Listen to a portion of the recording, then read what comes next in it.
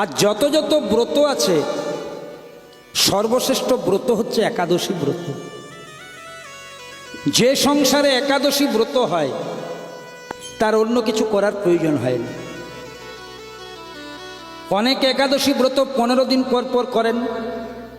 কোনো কারণে যদি কারো শরীর খারাপ হয়, বাড়ির লোক বলে একাদশী করে কি হলো, এই তো শরীর খারাপ হলো।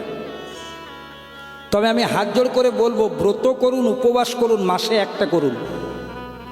সোমবারে আপনি শিব পুজোতেও উপোস দেবেন, মঙ্গলবারে মঙ্গলচণ্ডীতে উপোস দেবেন, বুধবারে ধর্মরাজে উপোস দেবেন, শরীর টিকবে?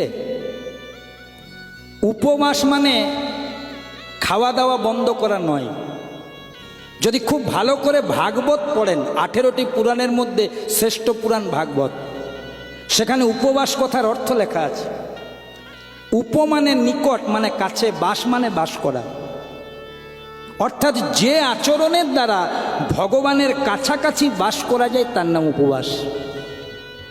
আর আপনি প্রতিদিন উপবাস করে করে আর যখনই খিদে পাচ্ছে চা খেয়ে নিচ্ছেন, এতে ভগবানের কাছে যেতে পারবেন না। ভগবানকে পেতে গেলে নিজের দেহ মন্দিরটাও ঠিক রাখতে হবে, দেহটাকেও ঠিক রাখতে হবে। কারণ জীবাত্মা ঠিক থাকলে তবেই তো পরমাত্মার আস্বাদন হবে। এত উপোস টুপোস দেবেন না।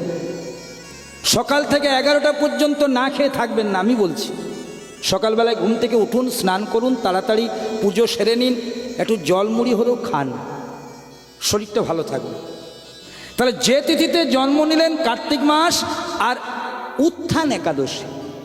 একাদশী মানে কি? একাদশী মানে শুধু পালন নয় মা, একাদশ অঙ্গের সমীপে বাস, তার নাম একাদশী উপবাস। একাদশ অঙ্গের সমীপে মানে কাছে। একাদশ অঙ্গটি কি? 10 ইন্দ্রিয়, 10টি ইন্দ্রিয়, চক্ষু, কর্ণ, নাসিকা, জিহ্বা, ত্বক, মুখ, পানি, পায়ু, পাদ, উপস্থ, 10টি ইন্দ্রিয়।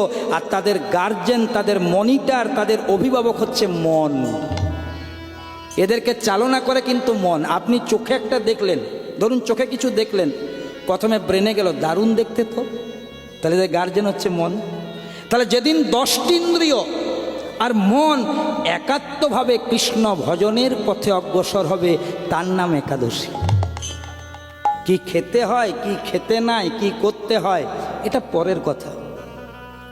যেদিন আপনি হরিকথায় দিনাতিপাত করবেন, যেদিন আপনি পরনিন্দা করবেন না, যেদিন বাবা মাকে শ্রদ্ধা করবেন, গুরুজন শ্বশুর শাশুড়িকে প্রণাম করবেন, গ্রামের ব্রাহ্মণ বৈষ্ণবকে সম্মান করবেন, সেগুলি একাদশীর একটা করে উপাদান।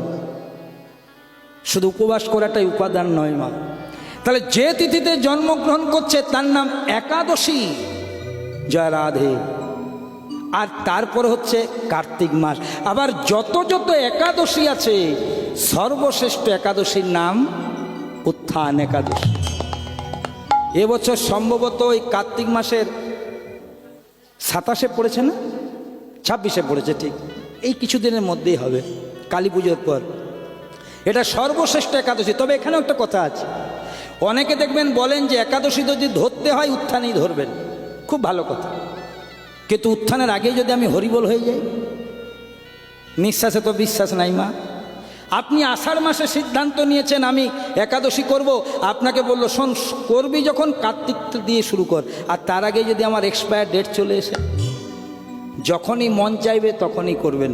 অন্তর পবিত্র থাকলে হলো, প্রেম সে বলো রাধে রাধে।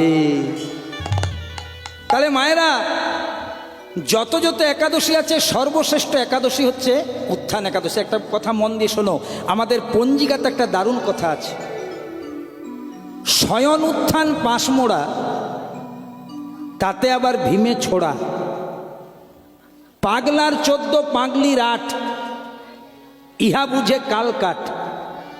2টি ছেলের জন্মদিন পালনে যেন না হয় ভীম, তাও যদি না পারিস ভৈগার খালে ডুবে মরিস। এটা হচ্ছে স্পিরিচুয়াল প্রেসক্রিপশন। ডাক্তার দেখাতে গেলে ডাক্তার যেমন প্রেসক্রিপশন লেখে, এই এই এই এই এই এই ওষুধগুলো নেবেন, তেমনি আমাদের স্বাস্থ্যের একটা প্রেসক্রিপশন আছে। কি বলছে দেখুন, শয়ন উত্থান পাঁশমোড়া, তাতে আবার ভীমে ছোড়া। এর সর্বশ্রেষ্ঠ ব্রতর নাম কি বললাম? একাদশী। প্রতি মাসে 2টি করে একাদশী, 12 মাসে 24টি। যে মাস মল মাস হয় সে বছর 26টি হয়, 2টো বেড়ে যায়। আমি ওদিকে যাচ্ছি না, বলছে প্রতিটি একাদশী যদি করতে পারো তো দুর্দান্ত ব্যাপার, যদি নাও পারো অন্তত 4টি করো। শয়ন উত্থান পাশমোড়া, তাতে আবার ভীমে ছড়া, মানে শয়ন একাদশী, উত্থান একাদশী, পার্শ্ব একাদশী আর ভীম একাদশী।